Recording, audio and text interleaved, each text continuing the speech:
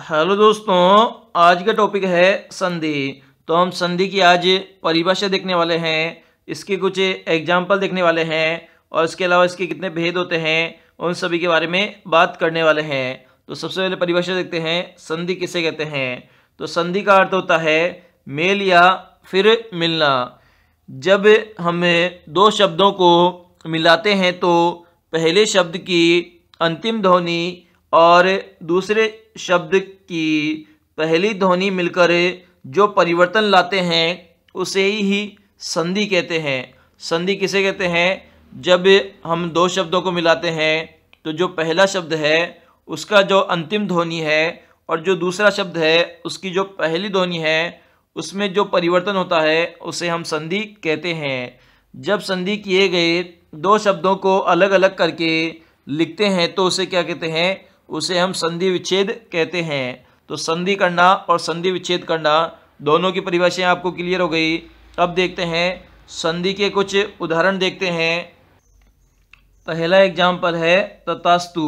तो तथास्तु का संधि विच्छेद हो जाएगा तथा प्लस अस्तु। तो किस प्रकार से हुआ इसमें? अब इसको वापस हम जोड़ते हैं तो कैसे जुड़ेगा ये? इसमें आ और ए मिलकर आ बन जाता है और दिए गए में गए एवं ए का लोप हो जाता है। तो इस प्रकार से तथास्तु शब्द बन जाता है। तथास्तु का हम संधि विच्छेद करेंगे तो तथा प्लस अस्तु शब्द बन जाएगा। इसी प्रकार से हम देखते हैं पदोन्नति। तो पदोन्नति का संधि विच्छेद करोगे तो पद प्लस उन्नति। तो इस उदाहरण में ए और उ मिलकर ओ बन जाते हैं। क्या बन जाते हैं? जो पद द का तो ए और उ का बनकर ये दोनों मिलकर क्या बन जाते हैं? ओ बन जाते हैं और उ का लोप हो जाता है। इसी प्रकार से हम एग्जाम्पल देख सकते हैं सर्वोच्च। तो सर्वोच्च का संधि विच्छेद हो जाएगा सर्व प्लस उच्च। तो इसमें क्या हो रहा है? जो सर्व का है ए और जो उ का क्या है उ, ये दोनों मिलकर क्या बन जाते हैं?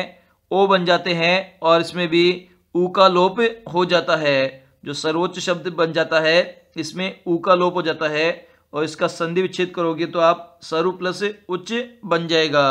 इसी प्रकार से एग्जाम्पल है चिरायु। तो चिरायु का संधि विच्छेद हो जाएगा चिर प्लस आयु।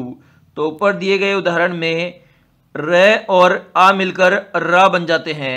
तो जो चिर का र है और आयु का आ है ये दोनों मिलकर क्या बन जाते हैं? चिरायु रा बन जाते हैं। इसी प्रकार से समानांतर का संधि विच्छेद हो जाएगा समान प्लस अंतर। तो इसमें क्या होता है? जो समान न का जो लास्ट शब्द है और अंतर का ए शुरू वाला जो शब्द है ये दोनों मिलकर क्या बन जाते हैं? ना बन जाते हैं। इसी प्रकार से हम देख सकते हैं प्रत्येक। तो प्रत्येक का संधि विच्छेद हो जाएगा प्रति प्लस एक। तो ऊपर दिए गए उदाहरण में आप देख सकते हैं प्रति ती और ए मिलकर क्या बन जाते हैं? ते बन जाते हैं। तो इस प्रकार से कभी भी आप संधि विच्छेद करो तो जो पहला जो शब्द है उसका जो अंतिम शब्द है और जो दूसरा जो शब्द है उसका जो पहला शब्द है ये दोनों मिलकर जो परिवर्तन करते हैं उन्हें ही हम संधि विच्छेद कहते हैं। इस प्रकार से हमने सभी एग्जाम्पल देखे संधि विच्छेद के। अब देखते हैं तीन प्रकार के संधि के भेद होते हैं।